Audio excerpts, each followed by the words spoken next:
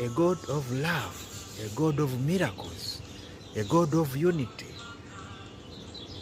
a God of power, a God of the Spirit, a God of the Spirit, of the Holy Spirit, a God of the Holy Spirit. The Pharisees never knew about the Holy Spirit. They had never heard a voice from heaven. Here Paul is hearing a voice from heaven, a great light shining in his eyes until he became blind. So we must be careful. We must call the name Jesus. Otherwise, we may end up persecuting the owner of heaven and the earth. The owner of heaven and the earth is Jesus.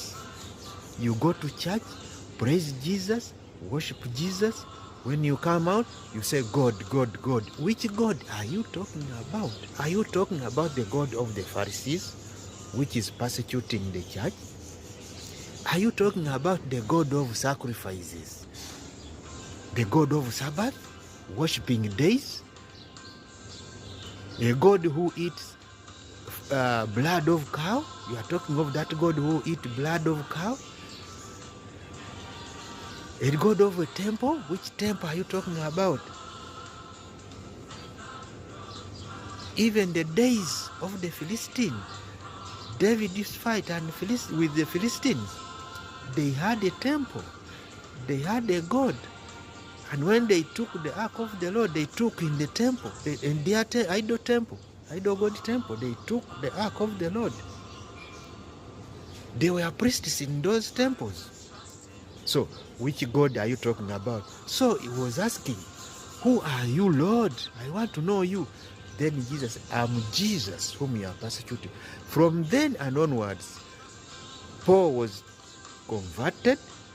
Paul knew who God is from then. And he started calling on Jesus. He never went back again calling on God because he knew that it is Jesus, the owner of everything.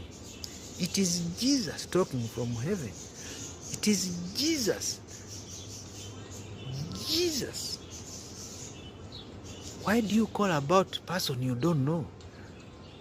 You have got a miracle from Jesus. Then you say, God, God. What about Jesus who has given you the miracle?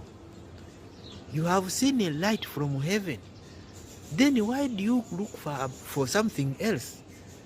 That is the God you must serve. You have got a miracle from Jesus. That is the God you are looking for.